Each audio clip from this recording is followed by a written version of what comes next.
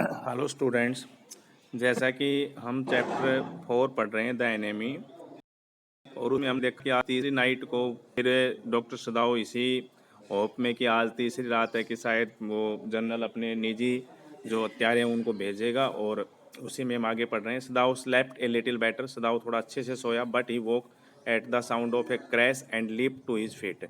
लेकिन वो जग गया एक आवाज़ सुनकर, और क्रैश किसी के टकराने की और पैरों की रगड़ने की।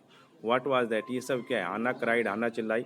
The baby woke at her voice, बच्चा भी उसकी आवाज़ से जग गया। एंड बिगन टू वेल, और रोना शुरू कर दिया। आई मस्ट गो एंड सी, मुझे जाना चाहिए और देखना चाहिए। बट ही हेल्ड हर, लेकिन उसने उसे पकड़े रखा। Would not let her move, उसे हिलने नहीं दिया। सदाओ सी क्राइड, वो चिल्लाई। What is the matter with you, तुम्हारे साथ क्या बात हुई है? डोंट गो, मत जाओ। ही मटर्ड, वो बुदबुदाए। डोंट गो, मत जाओ। His terror infected her and C stood breathless, उसके डर ने उसको इन्फेक्टेड, उसको प्रभावित किया। एंड सी स्टूड ब्रीथलेस, और वो भी बगैर सांस लिए खड़ी रही। वेटिंग, इंतजार करती। देर वॉज ओनली साइलेंस, वहाँ सिर्फ एकमात्र चुप्पी थी।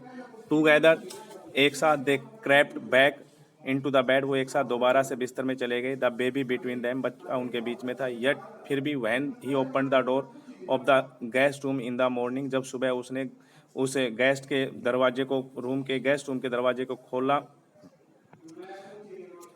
There was the young man, वहाँ वो युवक था। He was very gay and had already washed and was now on his feet, वो अब बिल्कुल सही था, और उसने पहले से ही वो नहा चुका था, और वो अपने पैरों पर खड़ा था। He had asked for a razor, उसने रेजर पूछा। Because for a razor yesterday, क्योंकि उसने कल रेजर के लिए पूछा था। एंड हाफ सेव्ड हिमसेल्फ, और उसने अपनी आधी दाढ़ी बना ली। And today there was a faint colour in his chicks, और आज उसके गालों का बिल्कुल धुंधला कलर दिखाई दिया। आई एम वेल, मैं सही हूँ। ही सेड जॉयसली, उसने बड़ी आनंदता से कहा।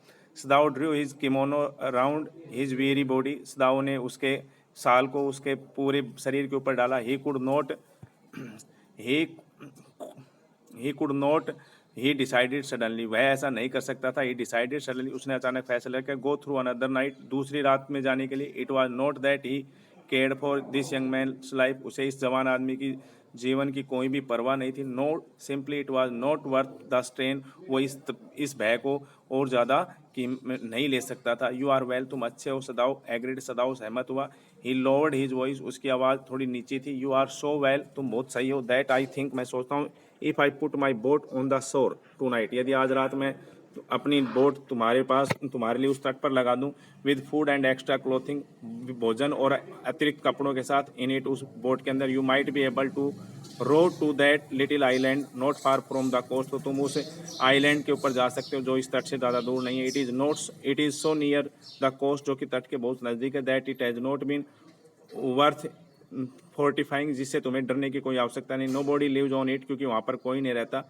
बिकॉज इन स्टॉर्म, क्योंकि तूफान में। इट इज़ सबमर्ज, ये बुरी तरह से घिर जाता है। But this is not the season of storm, लेकिन ये अब तूफान का मौसम नहीं है। यू कुड लिव देयर, तुम वहाँ रह सकते हो। अनटिल यू सा ए कोरियन फिशिंग बोट, जब तक तुम कोई कोरियन फिशिंग बोट नहीं देख लेते हो पास, वहाँ से गुजरती हुई।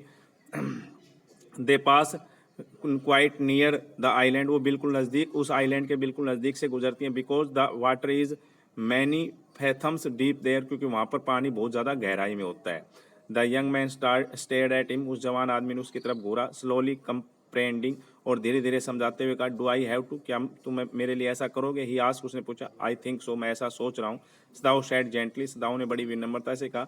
यू अंडरस्टैंड, तुम समझते हो। It is not hidden that you are here, ये कोई छिपने का स्थान नहीं जहाँ पर तुम छिपे हुए हो। तो डियर स्टूडेंट्स, यहाँ तक स्टडी कीजिए, कल इससे आगे।